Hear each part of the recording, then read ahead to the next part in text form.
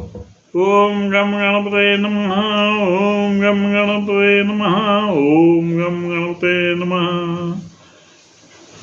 आता शुक्रवारी आहे, त्या शुक्रवारी म्हणजे दिनांक 8 रोजी नारळी पौर्णिमा आहे. आणि नारळी पौर्णिमा हा सण हा महाराष्ट्रामध्ये सगळ्यात आनंदाने साजरा करतात. लहानपणापासून आपण बघतो, पाहतो.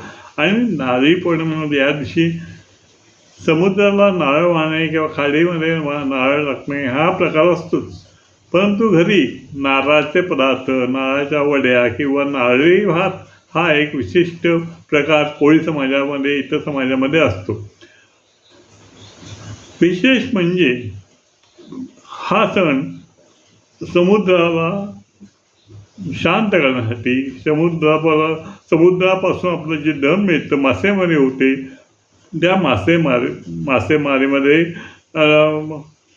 आपल्याला फायदा व्हावा, आपल्यावरती काय संकट ते दूर व्हावं इत्यादी प्रकारच्या मागणी ही कोळी समाज किंवा मासेमारी करणारा समाज हा दर्याला म्हणजेच समुद्राला प्रार्थना करतो आणि म्हणतो, हे देवा, हे दर्याचा राजा, आम्हाला सुखी ठेव, आमच्यावर कोणते काही संकट येऊ नको, संकटमुक्त आम्हाला कर, असं त्याचं देवाला प्रार्थना करून एक सोन्याचा नारळ समुद्राला अर्पण करतात. समुद्र शांत व्हावा आणि मासेमारी उत्तम रीतीने करता यावी हा मुख्य हेतू आहे. आणि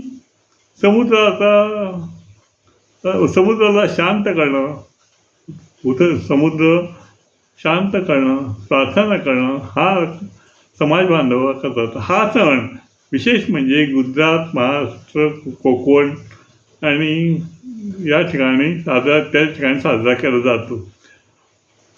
मासेमारीमध्ये समुद्राला सोन्याचा नारळ अर्पण करणारा हा समाज हे एक सुंदर आणि महत्त्वाचं असं आठवण आहे की सगळ्यांना माहीतच आहे. आणि त्यामुळे काय होतं, सगळे एकत्र येतात, आनंदाने मासेमारी सुरुवात करतात आणि या दिवसापासून मासेमारीला सुरुवात होते. आणि म्हणूनच त्या आधारावरती माझी एक कविता. ओम गम गणपतये नमः. नारळी पौर्णिमा आठवते लहानपण, नारळी पौर्णिमा आठवते लहानपण, खाडीवर जत्रा सर्वांनी एकत्र येणं, खाडीवर जत्रा सर्वांनी एकत्र येणं, नारळ घेऊन हातात दूरवर फेकणे, नारळ घेऊन हातात दूरवर फेकणे, समुद्राच्या खाडीत बोटी पाहावया मिळणे, संपूर्ण रस्त्यावर पिपाणी वाजविणे, संपूर्ण रस्त्यावर पिपाणी वाजविणे, नारळी पौर्णिमा आनंदाचा असे हा क्षण, घरी दारी असे नारळी भात जेवण, घरी दारी असे नारळी भात जेवण, नारळी पदार्थ खात हसणे खेळणे,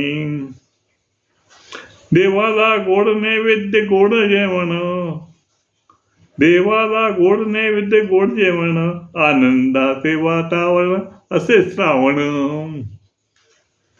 लगेच रक्षाबंधन भाऊ बहीण, व्यवहार झाला रक्षाबंधन सण, लगेच रक्षाबंधन भाऊ बहीण, व्यवहार झाला रक्षाबंधन सण. व्यवहार रक्षाबंधनामध्ये नव्हता पूर्वी, आता तो आलेला आहे. तर व्यवहार झाला रक्षाबंधन सण, श्रावण येता शिल्लक राहते आठवण, सण येते शिल्लक आठवण, पूर्वीसारखे नाही होत साजरे सण, पूर्वीसारखे होत नाही साजरे सण, दर्याचा राजाला सोन्याचा नारळ अर्पण करून, दर्याचा राजा म्हणजे समुद्र, आणि त्याला नारळ अर्पण करून देवाला नमस्कार करताय.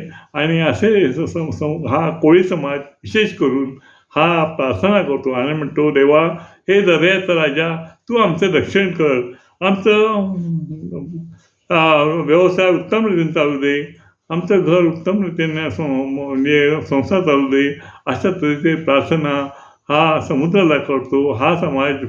आणि हा महाराष्ट्रामध्ये आहे. महाराष्ट्र, कोकण इत्यादी ठिकाणी सुद्धा याला महत्त्व आहे. आणि ह्याच्याबद्दल थोडक्यात माहिती आहे. माझा जो प्रयत्न होता तो पूर्ण करता मला प्रयत्न होता तो मी केला आहे. आता आपण आपलं मत सांगा. ओम गम गणपती नमः. दर्याचा राजा मी डोलकर दर्याचा राजा. हे गाणे आता कोळीगीतचे तुम्हाला ऐकायचे आहे. आणि ती नारळी पौर्णिमेला प्रत्येक टी व्हीवरती किंवा सगळी कोळी समाजाची गाणे तुम्हाला ऐकायला मिळतीलच. मी आठवण करून दिली फक्त. नमस्कार.